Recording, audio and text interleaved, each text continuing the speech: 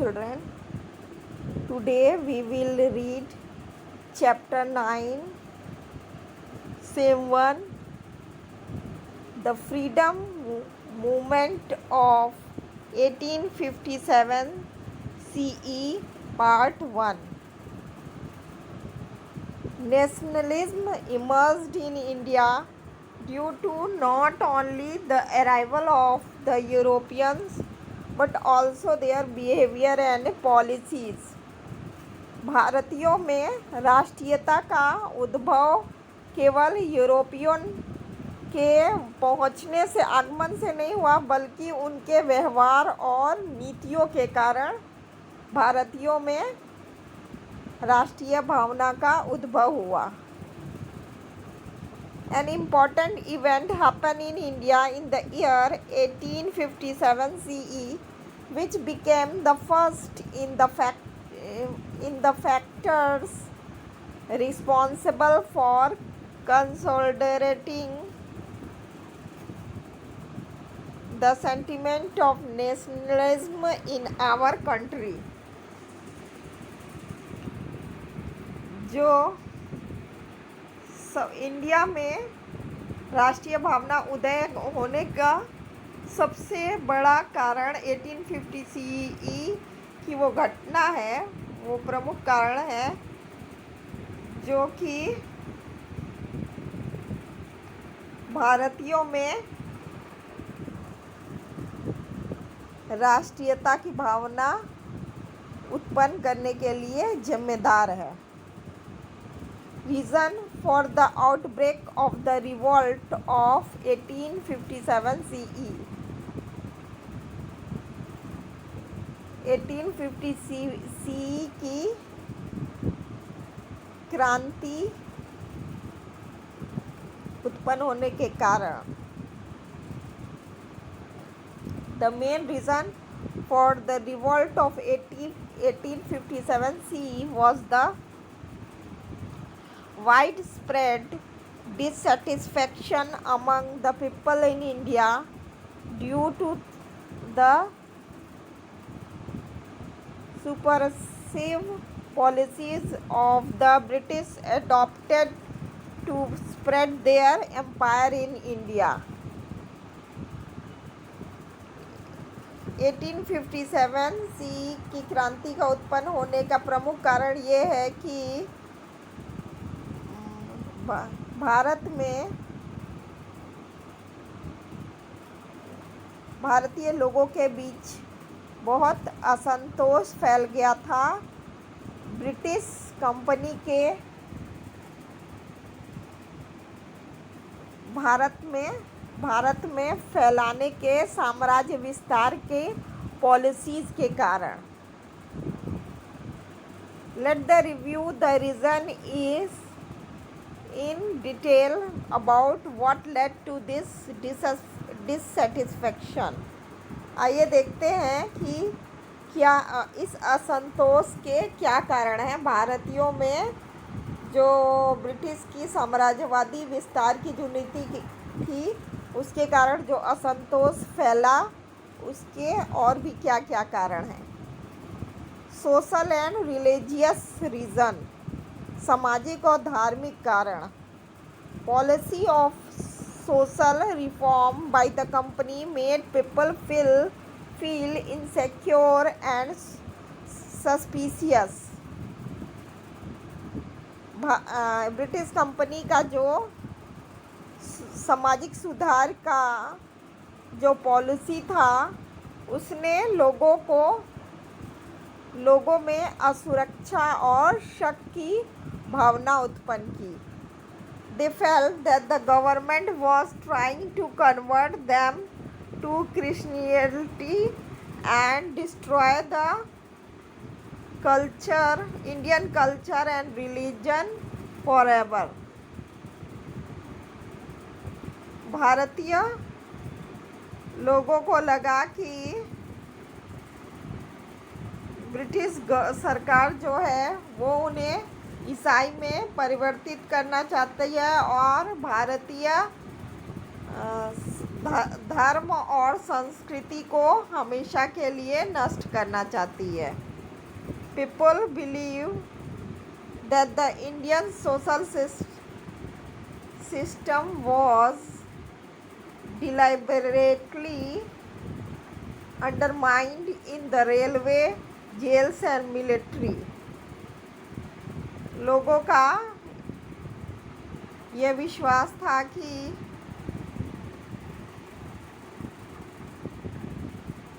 जानबूझकर railway, jail और military के सहायता से भारतीय सामाजिक व्यवस्था का दमन किया जा रहा है।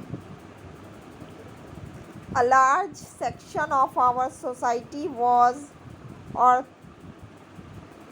orthodox at that time, and thus the new change aroused dissatisfaction in them. उस समय समाज का एक बहुत बड़ा वर्ग जो था वो रूढ़िवाद था। इस कारण उन्हें परिवर्तन को लेकर असंतोष उत्पन्न हुआ। As a result, many people joined the freedom movement to sustain their social religious structure. इस कारण इसका नतीजा ये हुआ कि बहुत से लोग जो स्वतंत्रता आंदोलन में अपने सामाजिक और धार्मिक ढांचा को बचाने के लिए शामिल हो गए। Economic reasons. The aim of British was to bring prosperity to England at the cost of India. British सरकार का जो उद्देश्य था वो ये था कि इंग्लैंड में समृद्धि लाना भारत की कीमत पे, भारत का दोहन करके इंग्लैंड में समृद्धि लाना, उसको फल फूलित करना। इसका as a result most of the section of Indian society became impoverished. The landlord and peasants, having lost their land, participate in the revolt.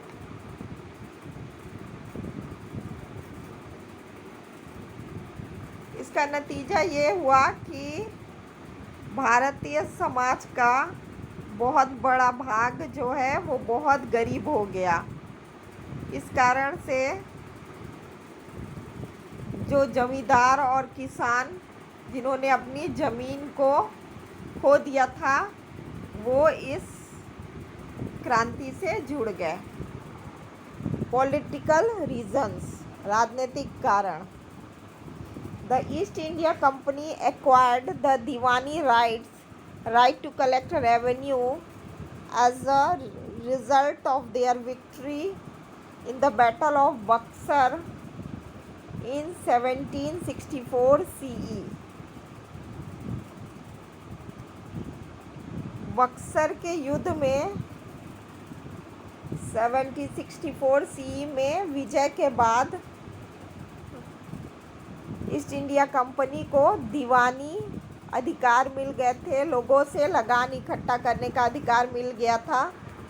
This was followed by an aggressive policy of expansion with the help of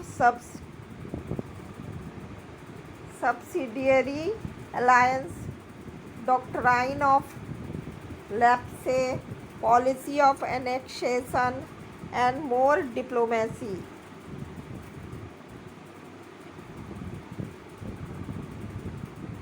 उनके द्वारा जो है विस्तार करने की, साम्राज्य का विस्तार करने की कई पॉलिसी करने के लिए कई पॉलिसी अपनाई गई, जैसे कि subsidiary alliance, doctrine alliance,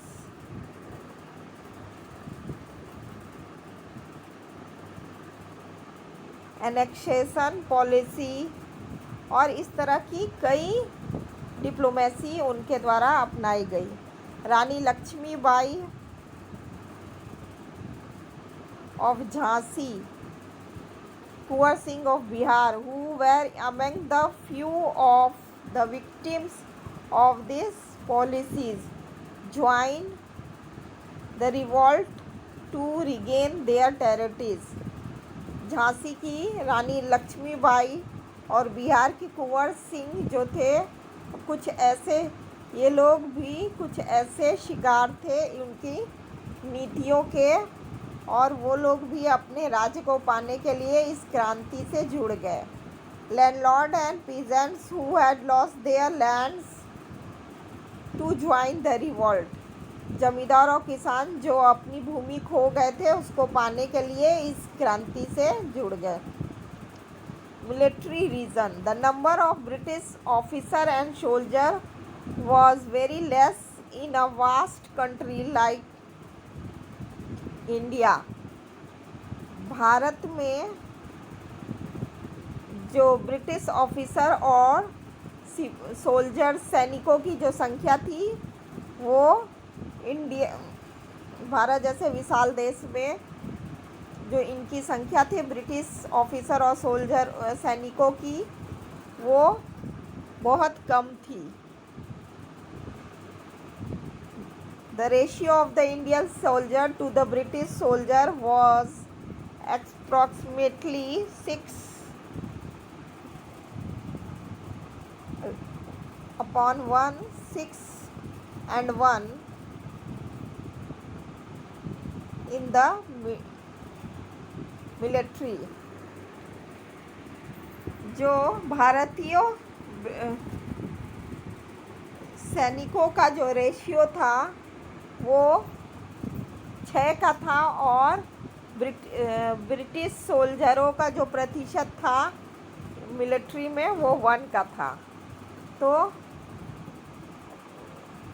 Indian सैनिक जो थे वो ब्रिटिश सैनिकों के 6 गुना थे।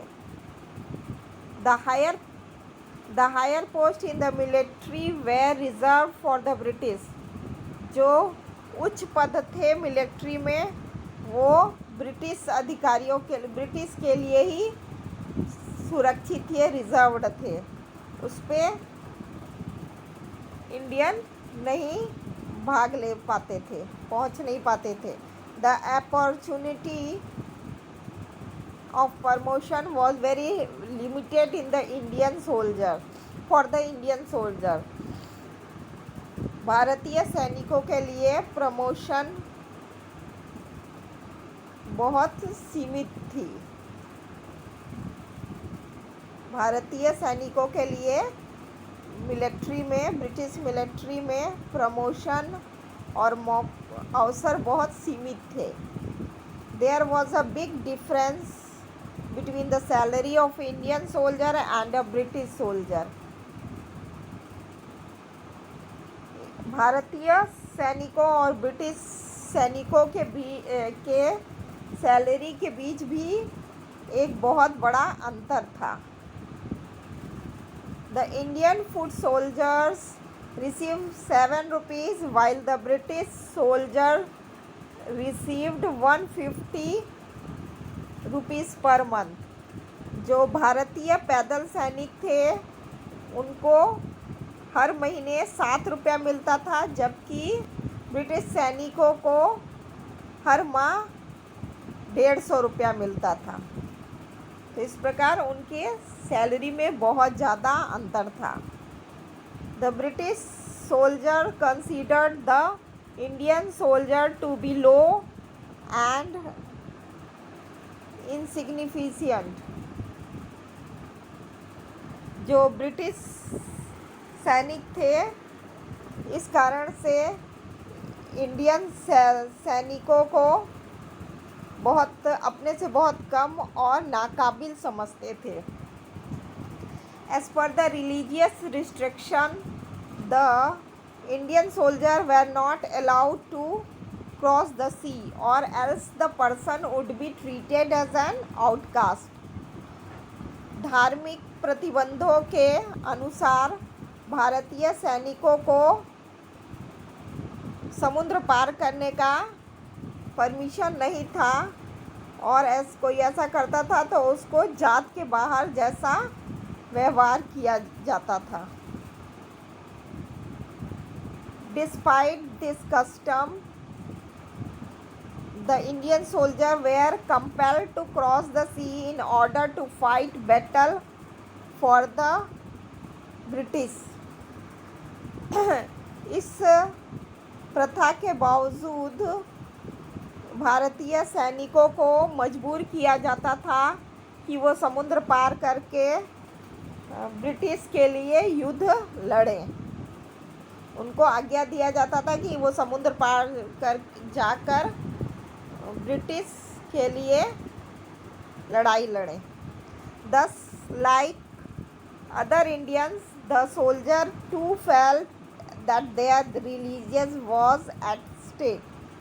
धार्मिक कारणों से दूसरे भारतीयों की तरह सिपाही भी अच्छा महसूस नहीं करते थे। The soldier, being a part of the Indian society, shared the same sentiments of grief, suspicions and anger as others did.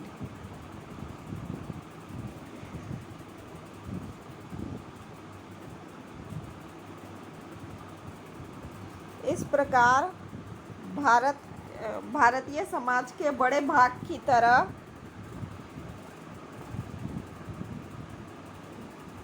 भारतीय सैनिक भी जो थे वो समान शक, गुस्से और दुख की भावना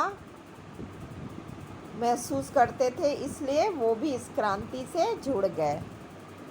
थैंक यू।